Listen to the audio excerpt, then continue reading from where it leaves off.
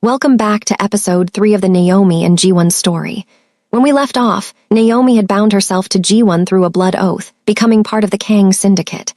She'd witnessed his brutality, accepted his darkness, and crossed every line she'd sworn never to cross. She'd become the syndicate's doctor, healing the men who fought Ji-won's wars, but the war wasn't over, not even close. The Kim syndicate was circling, waiting for weakness.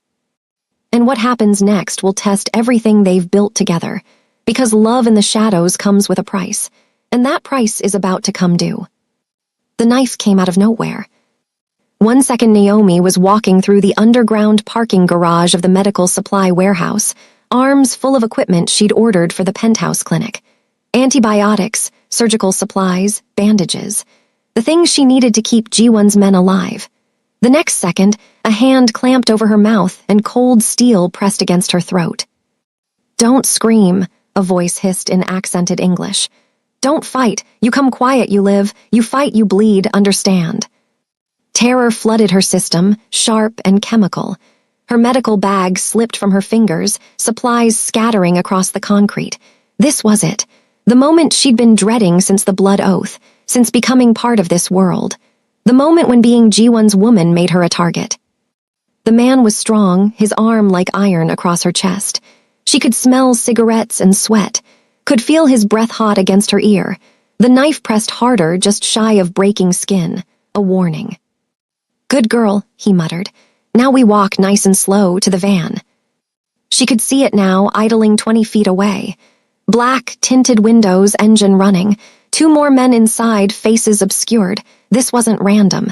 This was planned, coordinated. They'd been watching her, waiting for her to leave the fortress, waiting for one moment of vulnerability. Her mind raced through options. Scream. The knife would open her throat before sound left her lips. Fight. He was twice her size and armed. Run. He'd catch her in 3 steps. Call for help. Her phone was in her pocket, unreachable. She did the only thing she could think of. She went completely limp. Dead weight, 130 pounds of sudden, uncooperative mass. Her attacker cursed in Korean, his grip slipping as he tried to hold her up. The knife moved away from her throat, just for a second, as he adjusted his stance. That's when the first gunshot cracked through the garage. The sound was deafening in the enclosed space. Her attacker's head snapped back, a spray of red mist in the air. His body fell, taking her with him. She hit the concrete hard, his dead weight pinning her, blood soaking into her clothes. Hot. Sticky, so much blood. More gunshots. Rapid fire. The van's windows exploding in a shower of glass. Men screaming. Return fire. Bullets ricocheting off concrete pillars with sparks and the smell of burning metal. The acrid stench of gunpowder filled the air. Then hands were on her, rolling the body off, pulling her up. She looked up into Ji-won's face. He was pale, absolutely pale, terror naked in his dark eyes in a way she'd never seen before. Behind him, 4 of his men were advancing on the van, weapons raised, executing the survivors with cold precision. "Are you hurt?" Ji-won's hands were on her face, her neck, her arms, checking frantically for wounds. "Naomi, talk to me. Did he cut you? Are you bleeding?" "I'm okay." Her voice came out shaky, thin. "It's not my blood, it's his. You got here in time, you got here." Her voice broke. "I'm never letting you out of my sight again." He pulled her against his chest so hard it hurt. His heart was hammering like a war drum. "Never, do you understand me? Never. You don't leave the penthouse without a full security detail. You don't go anywhere without me knowing. You don't." "Ji-won, I can't breathe." He loosened his grip but didn't let go. Couldn't let go. She could feel him shaking. Actually shaking. This man who faced down rival syndicates without flinching was trembling because someone had put a knife to her throat. "How did you know I was in trouble?" she asked. "I always know where you are." His voice was rough. "Tracker in your phone, in your watch, in your medical bag, GPS monitoring every second. When your bag hit the ground and stopped moving, when your vitals spiked, I knew. I was 3 minutes away. 3 minutes that felt like 3 hours. She should have been angry about the surveillance, should have felt violated that he'd been tracking her without her knowledge, but all she felt was grateful. Grateful he'd been watching. Grateful he'd come. Grateful to be alive and in his arms instead of in that van, being used as leverage against him. His men had secured the scene. 4 bodies, all Kim's syndicate soldiers, one of them carrying papers with her photo, her schedule, her regular routes. They'd been studying her, planning this for days, maybe weeks. They knew my schedule, she said, looking at the papers. They knew I'd be here today. They knew everything. We have a leak. Jiwon's voice went cold, dangerous. Someone in our organization told them, someone's going to die for this. One of his men approached, phone in hand. Sir, we have a problem. This wasn't the only attack. They hit 3 of our businesses simultaneously. 2 dead, 5 wounded. The wounded are being brought to the penthouse now. Jiwon's jaw clenched. This was a coordinated strike. They wanted to divide our resources, pull me away from protecting you while they grabbed you. It almost worked. But it didn't, Naomi said firmly, trying to steady herself. I'm okay. Your men need me. Let's go. You were just attacked. And I'm fine, but they won't be if I don't treat them. That's my job now, remember? Syndicate doctor. So take me home and let me do my job. Something shifted in his expression, pride mixed with worry. You're incredible, you know that. I'm terrified and covered in blood and probably going into shock, but I can work through it. I've done it before. The ride back to the penthouse was tense and silent.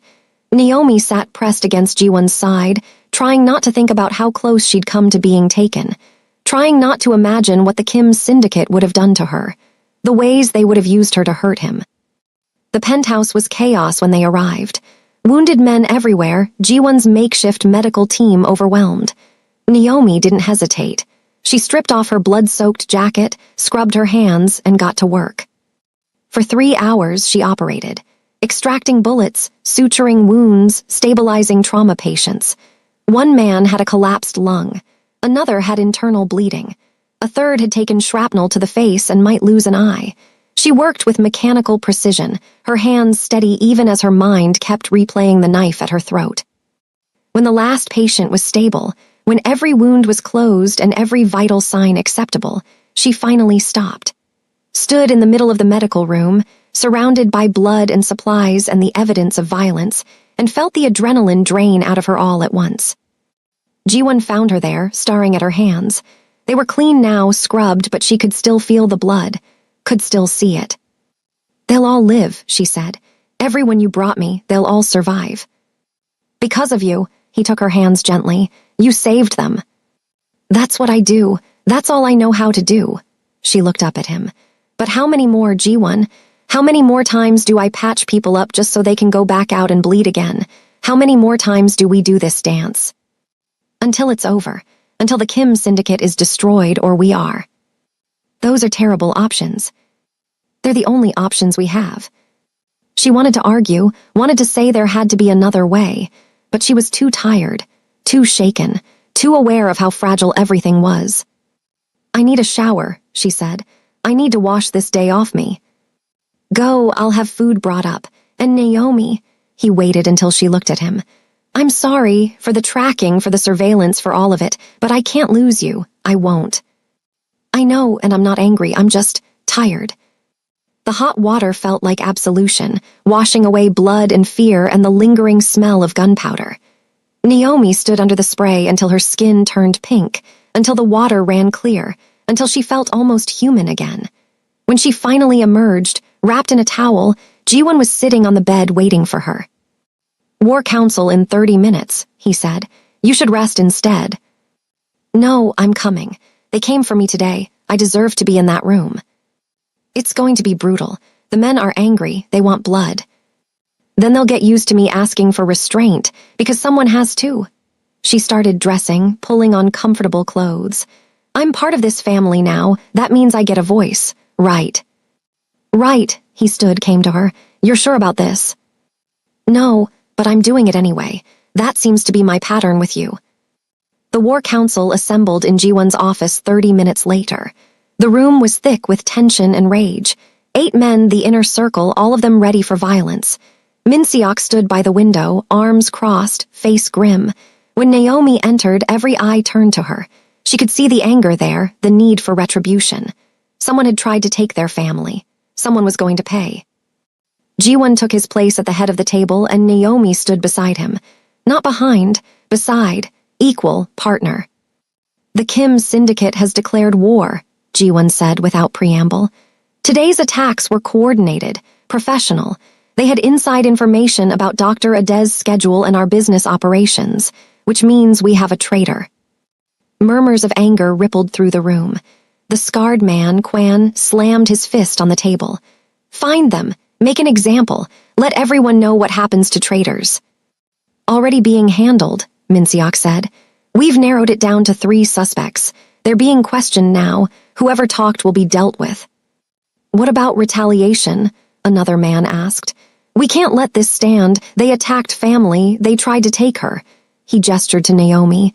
We need to hit back, hard. Agreed, Ji-won said. But we hit smart. I want a full tactical breakdown of Kim's syndicate operations. Leadership locations, business holdings, weak points in their security, everything. Minseok pulled up a digital map on the large screen. Red dots marked Kim syndicate locations throughout Seoul. Restaurants, nightclubs, warehouses, residences, at least 30 targets. We can't hit them all, Minseok said, but we can cripple their operations, here, here, and here. He indicated 3 locations. These are their primary revenue streams. Destroy these and we cut their funding by 60%. Casualties? Ji-won asked. Minimal if we strike at night. Most of these locations are business offices, not residential. Naomi listened, her stomach churning. They were talking about destruction, about crippling an organization, and they made it sound so clinical, so simple. What about their leadership? Kwan asked. We should take out Kim Daesung himself, cut off the head. Too risky, Minseok said. His security is too tight, we'd lose men. So we lose men, that's the price of war. Not if we can avoid it, Ji-won said firmly. His eyes flickered to Naomi. We hit their operations, their money, their power base. We make them weak. Then we negotiate from strength. Negotiate? Kwan's voice was incredulous. They tried to kidnap your wife, and you want to negotiate. The word wife hung in the air. They weren't married yet, but in this room, in this world, the blood oath made her his wife in all but name. I want to end this war without losing half my men, Ji-won said coldly. You have a problem with that. Kwan backed down, but the tension remained. These men wanted blood, wanted revenge, and Ji-won was asking them to be strategic instead of emotional. Naomi took a breath and spoke. What about collateral damage? The room went silent. All eyes turned to her. These businesses you're planning to destroy, she continued, her voice steady despite her racing heart. Do they employ people who don't know they work for a criminal syndicate? Civilian staff, innocent people just trying to earn a living? There are no innocent people in this world, Kwan said dismissively. Everyone makes choices. That's not true. Naomi stepped forward, meeting his gaze. I was innocent. Before all this, I was just a doctor trying to help people. I didn't choose this world. It chose me. And now I'm here, part of this family, bound by blood. But that doesn't mean everyone working in a Kim syndicate restaurant knows what they're part of. Some of them are just trying to survive, just trying to feed their families. They don't deserve to die because of their employer's crimes. She has a point, another man said quietly. Precision is better than chaos. We target leadership and infrastructure, not civilians. It sends a clearer message. It also makes us look weak, Kwan argued. Shows we have boundaries that can be exploited. It shows we have honor, Ji-won said firmly. That we're not animals, that we follow codes. He looked around the room. We strike at night when the buildings are empty. We target their operations, not innocent bystanders. We dismantle their power without becoming the monsters they think we are. Agreed. Reluctant nods. Naomi felt something shift. She'd influenced them. Her voice had mattered. Not because she was Ji-won's woman, but because she'd made a valid point and they'd respected it. There's another issue, Minseok said, his voice grave. Our intelligence suggests the Kim syndicate is planning something bigger. Today's attacks were a test. They wanted to see our response time, measure our capabilities, identify our weak points. They're preparing for a major offensive. When? Ji-won demanded. Within the week, possibly sooner. They're moving resources, calling in outside contractors, liquidating assets for cash flow. All signs point to something big. Then we move first, Ji-won said. We hit them before they're ready. Strike fast, strike hard, and end this before it escalates further. I want operational plans on my desk by tomorrow morning. Every detail, every contingency. We do this right. The meeting continued for another hour, discussing tactics, logistics, contingencies. Naomi stayed, listening, learning the language of war, understanding the costs and calculations that went into violence. It was exhausting and terrifying and necessary. When it finally ended, when the men filed out, Min-seok lingered. He approached Naomi, his expression unreadable. You spoke well today, he said. The men respected you. That's rare, especially for an outsider. I'm not an outsider anymore. No, you're not. He glanced at Ji-won. She's good for you, brother, keeps you human, don't lose that. I don't plan to. After Min-seok left, Naomi and Ji-won stood alone in the office. The weight of the day pressed down on both of them. The attack, the injured, the war council, the escalating violence. Come here, Ji-won said softly. She went to him, letting him pull her into his arms. They stood like that for a long moment, just holding each other, drawing strength from the contact. I need to tell you something, he said finally, and you need to listen without interrupting. Can you do that? She nodded against his chest. I'm terrified. The words came out rough, like they hurt to say. Every second of every day, I'm terrified that I'm going to lose you, that my enemies will find a way, that my world will consume you, that you'll wake up one day and realize you made a mistake binding yourself to me. I'm terrified that I'm not enough to keep you safe, that my protection isn't enough, that my love isn't enough. Naomi pulled back to look at him. Ji-won. Let me finish. His hands came up to frame her face. Before you, I was just surviving, going through the motions, fulfilling my role as the Kang Syndicate's weapon. But I wasn't living, I wasn't feeling, I was just existing. Then you saved me, not just physically, but in every way that matters. You looked at the monster I am and you didn't run. You saw the violence I'm capable of and you stayed. You gave me something I never thought I'd have, hope, purpose beyond survival. A reason to be more than what this world made me. You are more than that, she said, her eyes burning with tears. So much more. Only because of you. You're my anchor, Naomi. The only thing keeping me human. Without you, I'd lose myself completely to the darkness. I know I would. You're the light in my life. The good. The reason I fight so hard to protect what we have. Because losing you would mean losing everything that makes me more than just a killer. You're not just a killer. You're loyal and protective and capable of incredible tenderness. You're complex and human and you feel things so deeply even when you pretend you don't. I see you, Ji-won. All of you, the good and the terrible, and I love every part. Even the parts that scare me. How can you love a monster?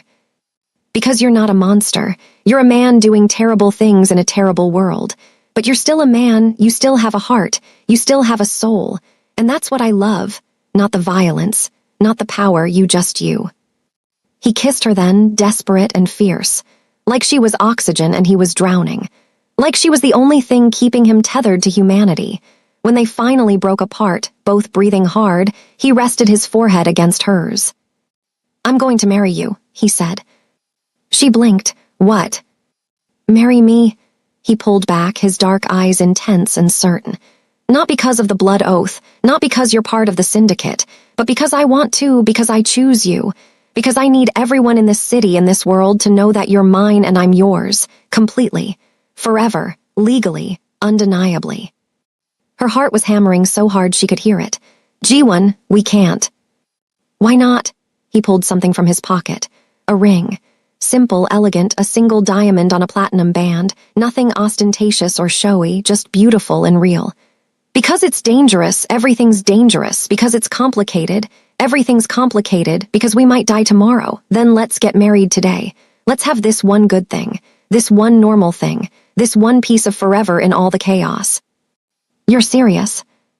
I've never been more serious about anything in my life. I want to marry you, Naomi. I want you to be my wife. Not just in the eyes of the syndicate, but legally. Officially. I want that bond. That certainty. That commitment that goes beyond blood and survival. I want everything with you. Tears were streaming down her face. This is insane. Loving you is insane. Being with you is insane. This whole situation is insane. but it's also the most real thing I've ever felt. So choose me, Naomi. Marry me. Let's carve out something good in all this darkness. Let's have this one beautiful thing that's just ours." She looked at the ring, at his face, at the hope and fear and love all mixed together in his expression. This man who'd been bleeding on a Seoul sidewalk 3 months ago. This man who'd claimed her, bound her, protected her, loved her. This man who was equal parts monster and miracle. And she knew her answer, had known it from the moment he asked. "Yes," she said, her voice breaking. "Yes, I'll marry you. I'll marry you tomorrow if you want. I'll marry you today. I'll marry you whenever, however, because I love you and I choose you and I want this too. I want everything with you." The smile that broke across his face was pure, unfiltered joy, like the sun breaking through storm clouds. He slipped the ring on her finger with shaking hands, and it fit perfectly, like it was meant to be there, like this was always how it was supposed to end. Then he kissed her, soft and sweet and full of promise, a beginning, a future, a choice. "When?" she asked against his lips. Soon as we can arrange it, before the war gets worse, before something else happens. I want you to be my wife, Naomi. I want that security, that certainty, that bond that goes beyond everything else. I want the world to know you're mine." "I'm already yours." "I know, but I want to make it official. I want that piece of paper, those vows, that moment where we stand in front of witnesses and promise forever. I want all of it." "Then let's do it." She pulled back to look at him.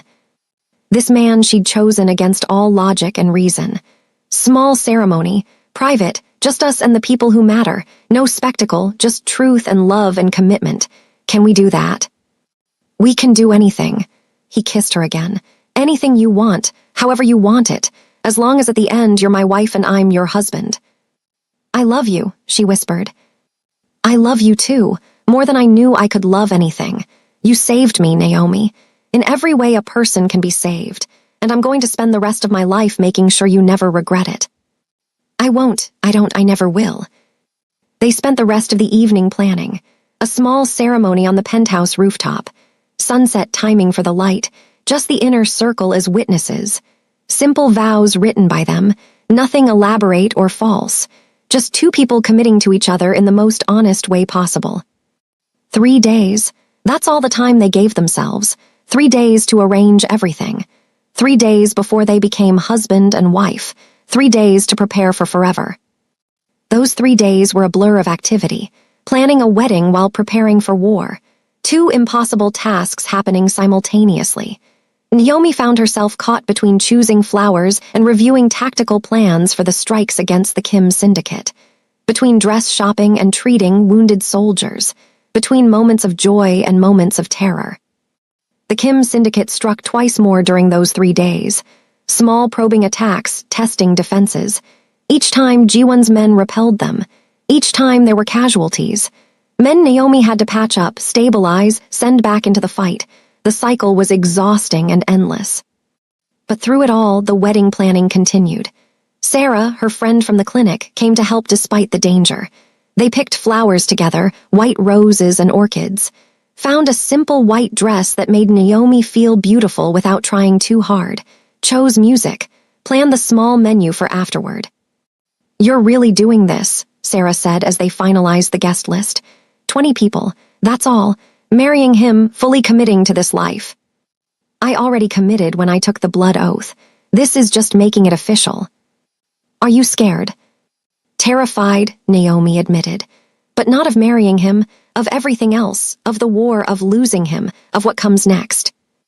"But not of him." "No, never of him. He's the one thing I'm certain about." Sarah hugged her. "Then that's all that matters. Love is rare, Naomi, real love. The kind that survives darkness and violence and impossible odds. You found it, don't let it go."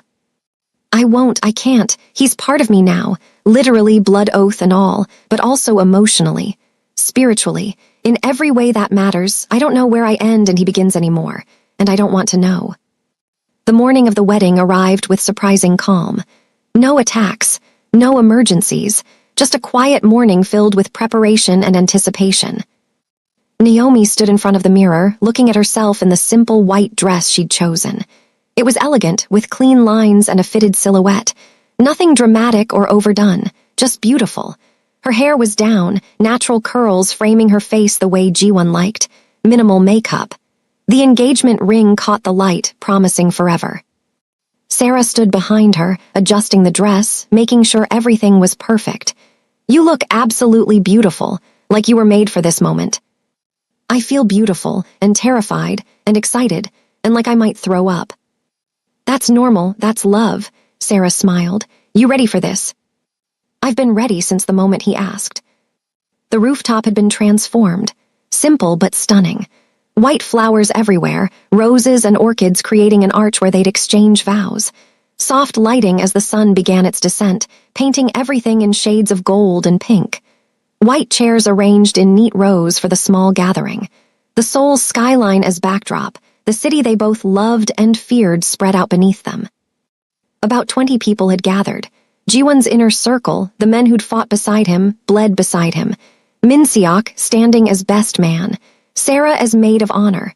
A few others Naomi had come to trust over the past months, all of them witnesses to this impossible love story. And Ji-won, standing at the altar looking devastating in a black suit. When he saw Naomi appear at the entrance to the rooftop, his entire face changed. Softened. Like she was the most beautiful thing he'd ever seen. Like she was everything. Naomi walked toward him alone, no one giving her away. This was her choice. Her decision, her future. She was giving herself, claiming him just as he was claiming her. When she reached him, he took her hands. His were shaking slightly. "You came," he said softly, wonder in his voice. "Did you think I wouldn't? I was afraid you'd come to your senses, realize you deserve better than a man like me." "There is no better, only you, always you." The officiant a man Min-seok had discreetly arranged began the ceremony. Traditional words about love and commitment and forever, about the sacred bond of marriage, about choosing each other every day. Naomi barely heard them. She was focused on Ji-won, on his eyes, on the way he held her hands like she was precious, like she was everything. Then it was time for vows, personal ones. They'd written them separately, promised not to share beforehand, wanted them to be a surprise, a gift.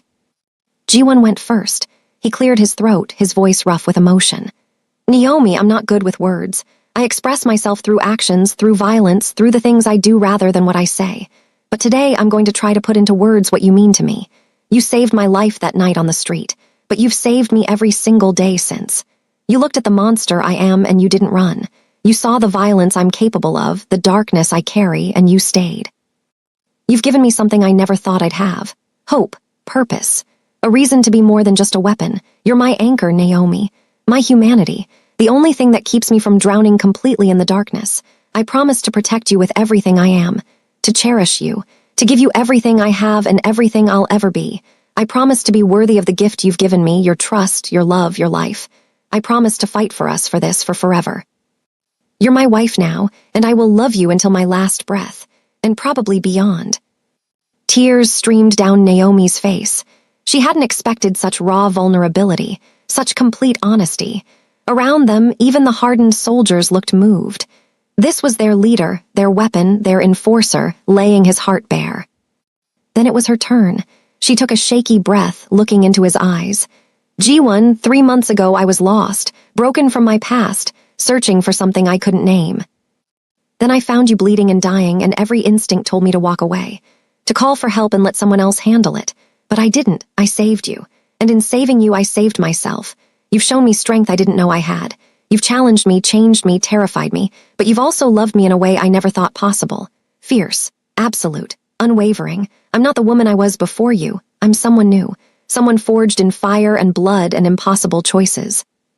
Someone stronger, someone braver, someone who knows that love isn't always gentle or safe or easy. Sometimes love is choosing to stand beside someone in the darkness and refusing to let go.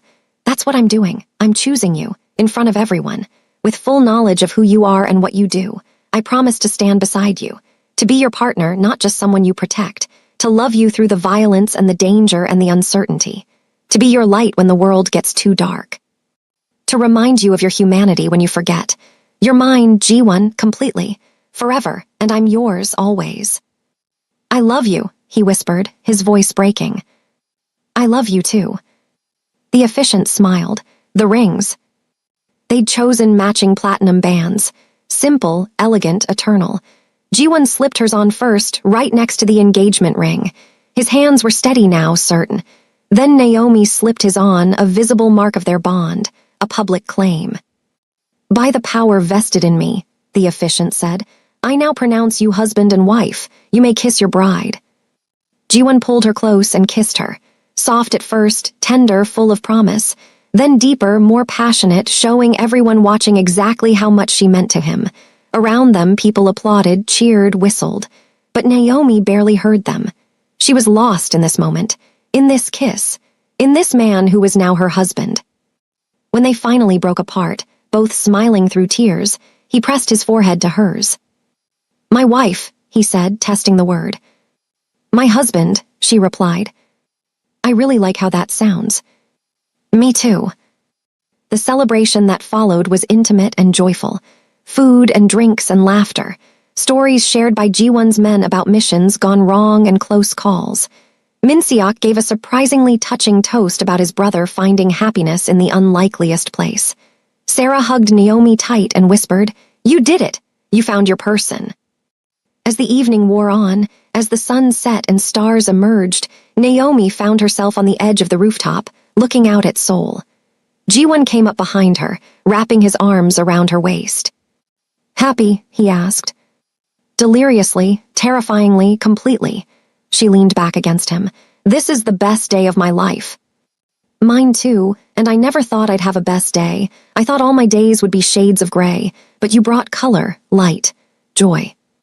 We brought it to each other. They stood there in comfortable silence, watching the city. Their city. The place where they'd found each other and fought for each other and chosen each other against all odds. What happens now? Naomi asked. Now we fight, we survive, we protect what we've built, together. Together, she agreed, always together. Later, much later, after the guests had left and the rooftop was quiet, Ji-won carried Naomi to their bedroom. Their first night as husband and wife. Their first night as something more than bound partners. He laid her down gently, reverently, took his time undressing her, kissing every inch of revealed skin, worshipping her like she was sacred, like she was everything. I love you, he murmured against her skin. My wife, my partner, my everything. Show me, she whispered back. And he did, with touch and words and presence.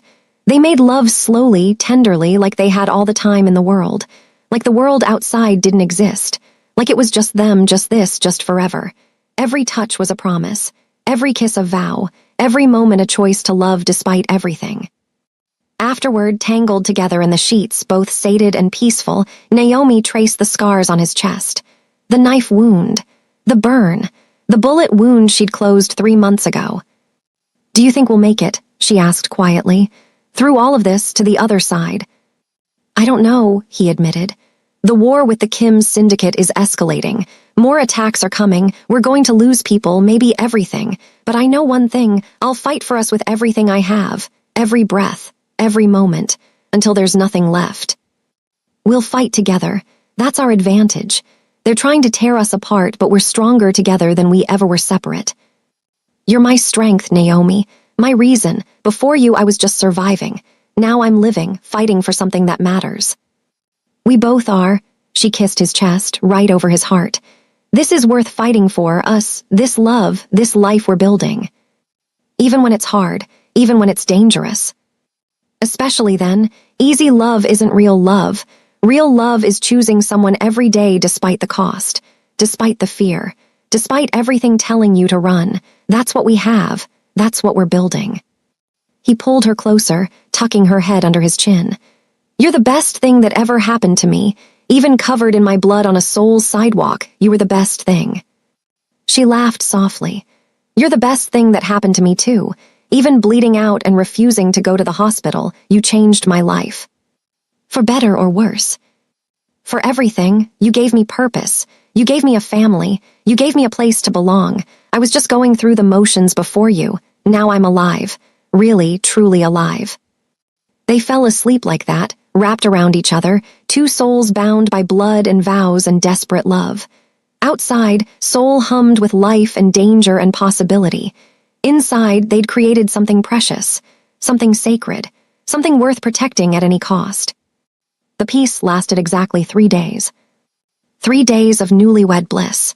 3 days of stolen moments and quiet mornings and the illusion of normalcy. 3 days of pretending the war wasn't coming. Then the Kim syndicate struck their hardest blow yet. Naomi woke to the sound of Ji-won's phone ringing at 3 in the morning. She felt him tense beside her, heard him answer in rapid Korean, watched his face go hard and cold. "What is it?" she asked when he hung up. "They hit 4 of our locations simultaneously. 12 dead, 23 wounded, millions in damage." His voice was emotionless, but she could see the rage beneath. "This is it. The major offensive Min Seok warned about. It's begun." "What do we do?" "We fight back." He was already getting dressed, moving with lethal efficiency. "I need to go, coordinate our response, make sure our people are secure. You stay here. Maximum security. Don't leave this penthouse for any reason." "The wounded will be brought here. I need you ready to treat them. It's going to be bad, Naomi, worse than before. Are you ready for that?" She thought about the vows they'd just exchanged, about standing beside him through everything, about being his partner, not just someone he protected. "I'm ready. Go, do what you need to do. I'll be here when you get back." He kissed her hard and fierce. "I love you, my wife, my partner, my everything."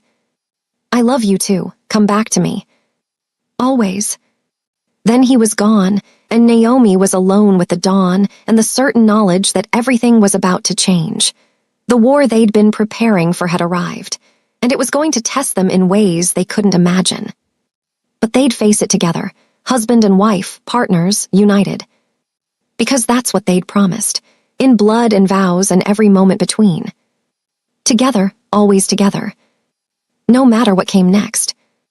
The wounded started arriving within the hour. Wave after wave of broken, bleeding men. Gunshot wounds, burns, shrapnel injuries, blunt force trauma. Naomi worked without stopping, her hands steady, her mind focused. This was what she knew. This was what she could control. Save the ones she could. Ease the passing of the ones she couldn't. Bear witness to the cost of war.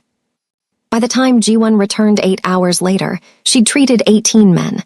Saved 16. Lost 2. Their bodies lay covered in the corner, waiting for whatever funeral rites the syndicate performed.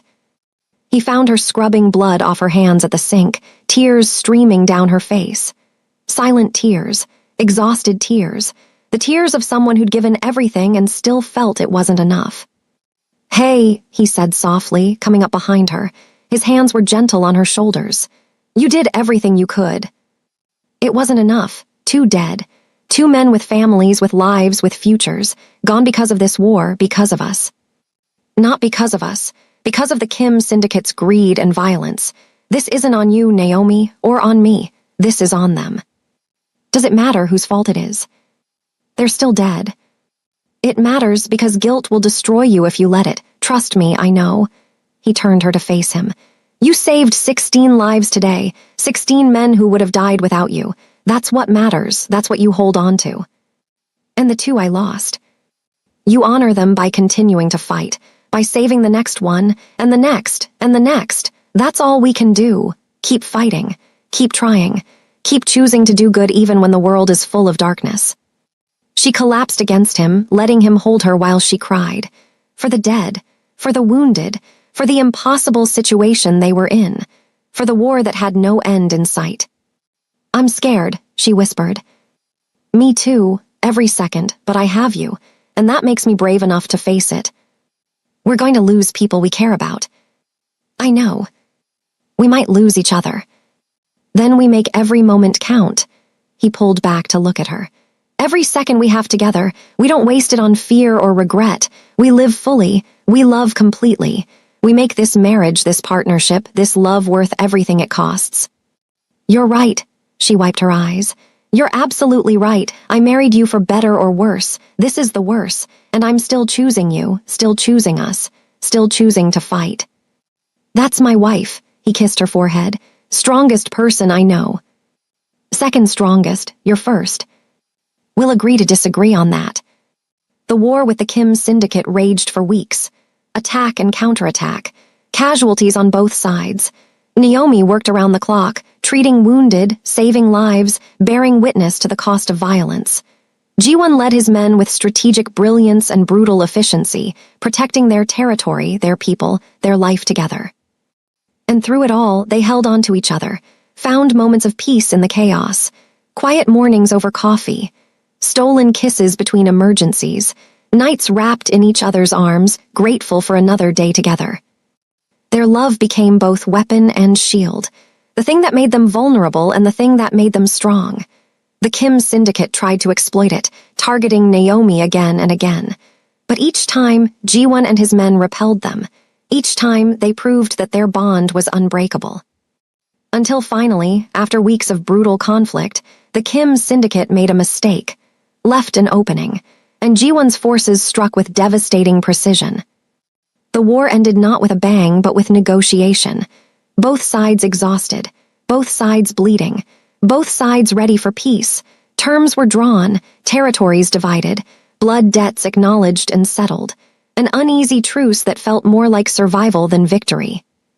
But it was over, finally over. The morning after the peace accords were signed, Naomi and Ji-won stood on their rooftop, watching the sun rise over Seoul. The same rooftop where they'd gotten married, the same city they'd fought so hard to protect. "It's done," he said quietly. "The war is over." "For now," she said. "There will be others. There always are in your world." "Our world," he corrected. "And yes, there will be others, but we'll face them together, like we faced this one." "Together," she agreed. "Always together." He turned to her, taking her hands. "I have a question for you. Now that we have peace, now that we have time to breathe, what do you want? What does our future look like?" She thought about it, really thought about it. About the life they'd built in blood and violence and desperate love. About what came next. "I want to expand the medical facilities, make them better, more comprehensive. I want to train other doctors to work with the syndicate, create a real medical program." She met his eyes. "I want to take what I'm good at and make it better, use it to save more lives, build something that lasts." "I love that. What else?" "I want quiet mornings with you, and loud nights. I want to know you're coming home. I want routines and rituals and normalcy mixed with the chaos. I want..." She paused. "Someday, when it's safer, when we're more stable, I want a family, children, a future beyond just survival." His expression softened. "Children? You'd want to bring children into this world." "Our world is complicated, dangerous, but it's also full of love and loyalty and people who die to protect family. I think children raised in that with that would be strong, loved, safe." She squeezed his hands. "Would you want that someday?" "I want everything with you." His voice was rough with emotion. "A family, a legacy, something beyond violence and blood and war. I want to be a father, to have children who know they're loved, who have a better life than I had. Yes, Naomi. Someday, when you're ready, when we're ready, I want that more than anything." "Then that's what we'll build. Not today, not tomorrow, but someday. A future, a family, a life worth living." "You make me believe it's possible." "It is possible. We'll make it possible." He pulled her close, kissing her with all the love and hope and promise of forever. Around them, Seoul woke to a new day. A day of peace, however temporary. A day of possibility. They'd survived the war, together, and now they'd build the peace, together, because that's what partners did, what husband and wife did, what people bound by blood and vows and desperate love did. They chose each other, every day, every moment, every breath. And that choice, that commitment, that love was stronger than any enemy, more powerful than any weapon, more enduring than any war. It was forever. And forever started now. Thank you so much for watching episode 3 of Naomi and Ji-won's story. If you made it this far, you're part of their journey. You've witnessed their blood oath, their wedding, their war, and their survival. Hit that like button if this story moved you. Drop a comment with your thoughts, your feelings, your hopes for their future. And subscribe to stay tuned. Will they have the family they dream of? Will peace last? What new threats will emerge? If you want to find out, comment episode 4. Until next time, remember, the strongest bonds aren't forged in perfection. They're forged in choosing each other through the darkness, through the fear, through everything that tries to tear you apart. Naomi and Jiwon chose each other, against all odds, despite everything. And that makes all the difference. See you in the next episode.